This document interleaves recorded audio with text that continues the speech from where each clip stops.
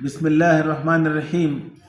I'm Dr. Mohibullah Wazir, and the topic is the radial artery. Note, this is the brachial artery in the cubital fossa, just medial to the tendon of biceps.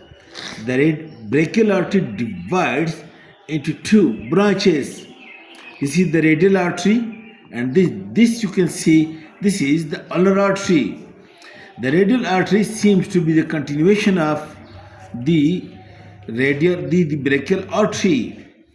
After its origin in the cubital fossa from the brachial artery, look, the radial artery passes distally, just superficial to supinator muscle, and then it lies, look, over the insertion of this pronoted teres muscle, and then it lies upon the flexor digitorum superficialis muscle, and then it lies over here upon this pronoted quadratus muscle.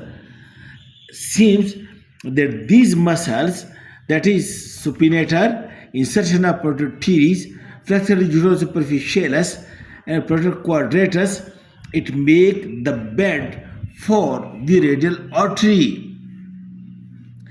And then later to the radial artery lies the superficial branch of radial nerve, and then superficial or anterior or overlapping the radial artery is the brachioradialis muscle. It overlap over the radial artery. Alright, and on this side you can see it is again the pronoted teres, and then look more distally at the wrist. The radial artery is very superficial, not covered by any muscle, only covered by the skin and deep and superficial fascia, and lying between the tendons of the between the tendon of flexor carpi radialis, this tendon, and the brachioradialis tendon. Over here the artery is very superficial and can be palpated very easily.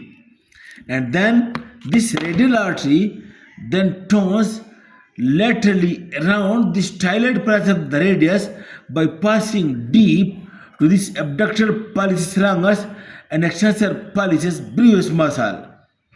And then it comes over here to lie in the floor of the anatomical snuff box, and then it turns over here onto the dorsum and giving branches to the big toe, and then it passes over here, but it turns again medially, and it passes between the two heads of first dorsal interosseous muscle and passes between the two heads of adductor pollicis muscle and enters into the palm of the hand. Look, enters into the palm of the hand, and over here unite with the deep branch of the ulnar artery to form the deep palmar arterial arch which lies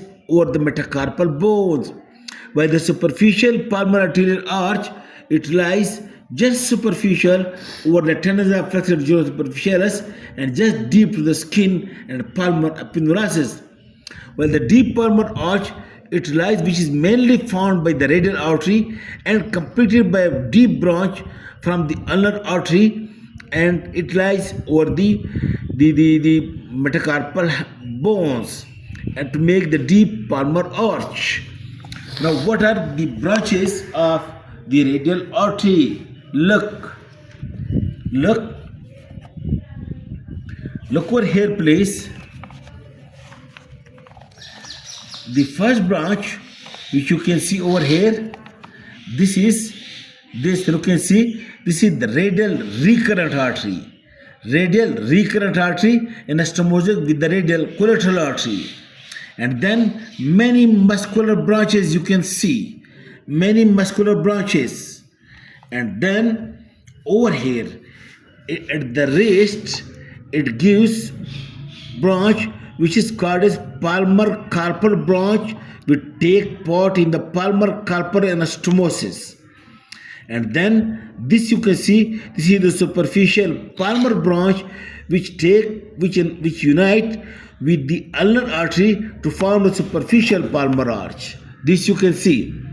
This is the palmar carpal branch, and this is the superficial palmar branch which unite with the ulnar artery to form the superficial palmar arch.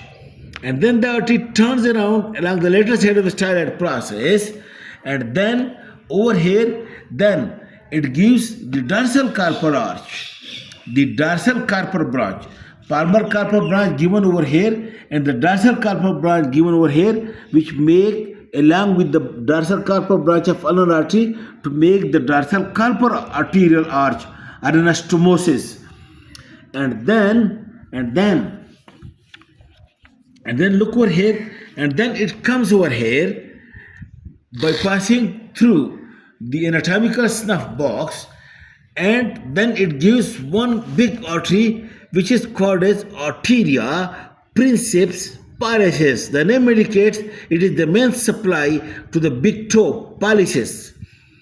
And then over here it also gives first dorsal metacarpal artery, which divides into two branches and supplies the adjacent sides of the thumb and the index finger. And then lastly it gives the arteria radialis indicis, which supplies the lateral side of the index finger. And then it continues as the deep part or the deep branch or the continuous radial artery to unite with the branch of the ulnar artery to make deep palmar arterial arch. These are the branches of the radial artery, and the individual branches we will discuss later on. And what is the clinical significance of the radial artery we will also discuss in the next lecture. Thank you very much.